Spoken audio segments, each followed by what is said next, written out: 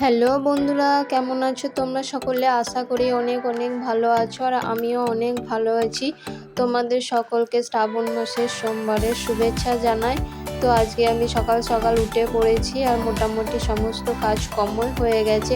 আর কিছু জামা কাপড় ভিজিয়েছি সার্ফ দিয়ে, তো ওগুলো কেচে আমি এখন স্নান টান করে নেব। আর আজকে যাব সোমবার, মন্দিরে যাব, বাবার মন্দিরে পুজো দিতে। তো এদিকে জামা কাপড়গুলো আমি সার্ফ মাখিয়ে নিয়েছি, আর এখন কেচে স্নান টান করে নেব।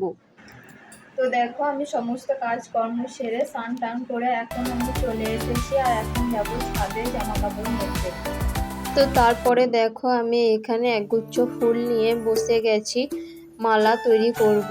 তো সকালবেলায় বর্মশাইকে বলেছিলাম ফুল এনে দিতে, তো এখানে এই ফুলগুলোই পাওয়া গেছে।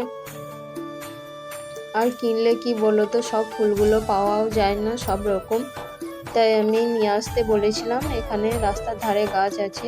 তো এদিকে দেখো, আমি মালাটাও গাঁথা কমপ্লিট করে নিয়েছি এখানে। তো মালাটা কেমন হয়েছে অবশ্যই জানিও কিন্তু। আর এখন আমি রেডি হয়ে নেব পুজো দিতে যাওয়ার জন্য।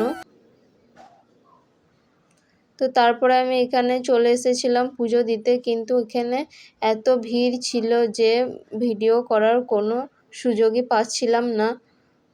তাও একটু ক্যামেরা বন্দি করেছিলাম। আর তারপরে এদিকে যে বাকি ঠাকুরগুলো ছিল মন্দিরে, তো সেগুলো একটু ক্যামেরা বন্দি করেছিলাম।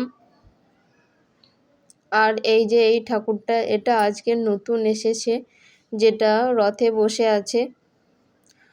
তো তারপরে আমার পুজো টুজো দেওয়া সব কমপ্লিট হয়ে মন্দির থেকে চলে এসেছি অনেকক্ষণ, তারপরে এসে খাওয়া দাওয়া করে নিয়েছি। আর এখন আবার দুপুরে রান্না করব। আর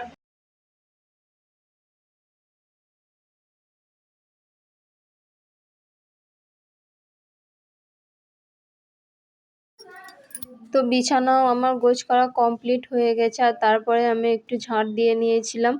আর এখন চলে যাব রান্নাঘরে, রান্না বান্না করব। তো কি রান্না করা যায় সেটাই দেখি।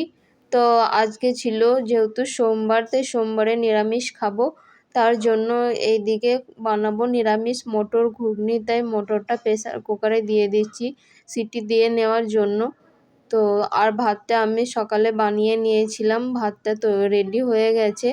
তো এখন মটরটা আমি সিটি দিয়ে নিয়েছি। তারপর আমি এদিকে কড়াই বসিয়ে দিয়েছি, আর কড়াই দিয়ে দিয়েছি তেল।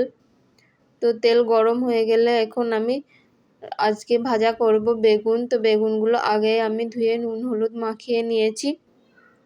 আর এইদিকে ঘুগনির জন্য আদা ও কাঁচা লঙ্কা বেটে নেব, যেহেতু আজকে নিরামিষ, তাই আর অন্য কোনো মশলা অ্যাড করব না। তো এদিকে তেল গরম হয়ে গেছে, আমি বেগুনগুলো দিয়ে দিচ্ছি ভাজা হয়ে যাওয়ার জন্য। তো বেগুনটা ভেজে নেওয়ার পর এখন আমি ঘুগনির জন্য আবার তেল দিয়ে দিয়েছি, কড়াইয়ে কিছুটা পরিমাণে দিয়ে দিয়েছি গোটা জিরে কিছুটা। আর তারপর আমি দিয়ে দিয়েছি একটা তেজপাতা, আর দিয়ে দিয়েছি একটা শুকনো লঙ্কা। এরপর আমি দিয়ে দিচ্ছি কেটে রাখা আলুগুলো। তো আলুগুলো আমি এভাবে ছোট ছোট করে কেটে নিয়েছি। আর আলুগুলো আমি কিন্তু মটরের সাথে সিদ্ধ করতে দিইনি, কেন কি আলুগুলো গলে যেতে পারে তার জন্য। তো আলুগুলো কিন্তু খুব সুন্দরভাবে ফ্রাই করে নিলে আলুগুলো কিন্তু গলে যায় না, আর খুব সুন্দর সিদ্ধও হয়। তো আলুগুলো মোটামুটি ভাজা হয়ে গিয়েছিল। এরপর আমি অ্যাড করে দিলাম একটা মিডিয়াম সাইজের কুচি করে নেওয়া টমেটো, আর দিয়ে দিলাম যে আদা ও কাঁচা লঙ্কাটা শিলে বেটে নিয়েছিলাম ওটা। তো এখন ওটা একটু ফ্রাই করে নেব। তারপর এইদিকে আমি অ্যাড করে দিলাম কিছু গুঁড়ো মশলা, আগে থেকেই আমি জলে গুলে নিয়েছিলাম। তো গুঁড়ো মশলার মধ্যে ছিল ধনে গুঁড়ো, জিরে গুঁড়ো, হলুদ গুঁড়ো, লঙ্কা গুঁড়ো, আর ছিল স্বাদ মতো লবণ, আর দিয়েছিলাম সামান্য কিছুটা পরিমাণে চিনি।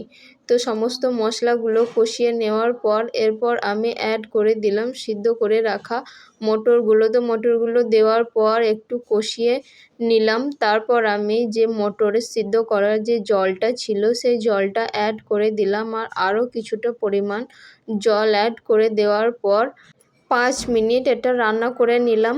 তো তারপরে আমি অ্যাড করে দিলাম কিছুটা পরিমাণে গরম মশলা। গরম মশলাটা দেওয়ার পর আমি একটু নাড়াচাড়া করে নামিয়ে নিলাম। রেডি হয়ে গেল আমার ঘুগনি। তো ফাইনালি আমি রেডি করে নিয়েছি ঘুগনিটা আর বেগুন ভাজা। তো আজকে এটুকুই রান্না করেছি। আর তারপর এইদিকে যে বাসনগুলো জমা হয়েছে এখন আমি ওগুলোই মেজে ধুয়ে পরিষ্কার করে নেব। আর যে রান্নার জায়গাটাও আমি পরিষ্কার করে নিচ্ছি। তো তারপর উনি ডিউটি থেকে চলে আসলে আমরা কিন্তু খাওয়া দাওয়া করে নেব।